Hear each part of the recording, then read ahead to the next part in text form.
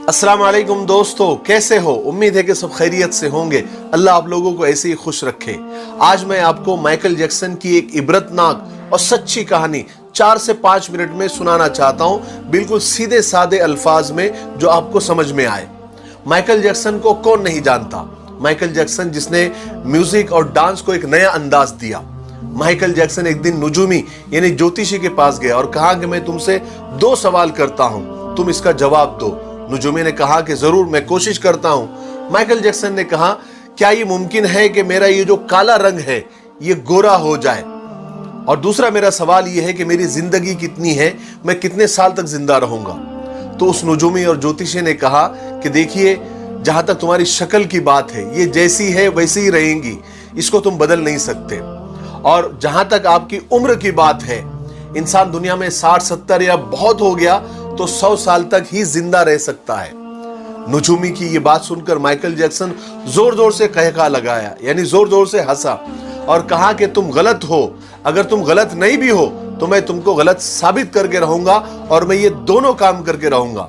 मैं अपनी काली शक्ल को गोरी भी कर दूंगा और मैं 150 साल तक यानी 150 साल तक जिंदा रहकर बताऊंगा। चुनाचे माइकल जैक्सन ने ये दोनों ख्वाहिशें पूरी करने की ठान ली। सबसे पहले उसने अपनी रंगत और शक्ल बदलना शुरू की। उसके लिए उसने अमेरिका और यूरोप के 55 चोटी के प्लास्टिक सर्जन डॉक्टर्स की खिदमत हासिल की। यहां तक कि 1987 तक उसने अपनी बिल्कुल शक्ल, जिल्द, हरकत सब कुछ बदल दिया। यानी काले और सिया माइकल जैक्सन की शक्ल अब एक खूबसूरत औरत की शक्ल जैसी हो गई थी। एक नया और गोरा माइकल जैक्सन लोगों ने देखा, बल्कि देखी भी बोले तो चलेगा। उसने 1987 में बेट नाम की अपनी तीसरी एल्बम को जारी किया। यह गोरे माइकल जैक्सन की पहली एल्बम थी जो बहुत कामयाब रही। तकरीबन 3 करोड़ उसकी कॉपियां फरोख्त हुई। इस एल्बम के बाद उसने बहुत सारे सोलो टूर्स भी किए, मुल्कों मुल्कों, शहर शहर गया और अपने शोज के जरिए उसने करोड़ों डॉलर कमाए। इस तरह उसने अपने काले रंगत को सबसे पहले शिकस्त दी। उसके बाद माइकल ने अपने माजी से भागना शुरू किया, अपने अतीत से भागना शुरू किया। उसने तमाम अपने खानदान से रिश्ते नाते तक तोड़ लिए, अपने एड्रेस चेंज कर लिए, यहां तक के पैसे के दम पर उसने गोरे माँ बाप तक खरीद लिए और उसने अपने पुराने दोस्तों से जान छुड़ा ली। और इसकी वजह से वो अकेला भी होता गया और बनावटी और आर्टिफिशियल और मसनूई दुनिया में और उसके भंवर में वो फंसता चला गया। इसी आर्टिफिशियल तरीके से उसने एक बेटा बेटी भी पैदा किए। अब बारी थी 150 साल तक जिंदा रहने की, और उसने 150 साल जिंदा रहने के लिए वो जतन किए, वो तरीके अपनाए जो हम सोच भी नहीं सकते। वो सिर्फ ऑक्सीजन तंबू में ही सोता था और जरासीम और बैक्टीरिया और बीमारी के असरात से दूर रहने के लिए उसने दस्ताने पहनना शुरू कर दिए। लोगों से हाथ मिलाने से पहले वो हैंड ग्लोव्स पहनता था।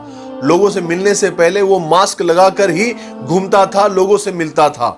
और खाना डायरेक्ट नहीं खाता था, वो स्पेशल खाना ही खाता था। और अपने साथ 12 डॉक्टर्स की पूरी टीम साथ में लेकर घूमता था। और ये 12 डॉक्टर्स मिलकर डेली, रोजाना उसके जिस्म के एक एक हिस्से का टेस्ट करते थे।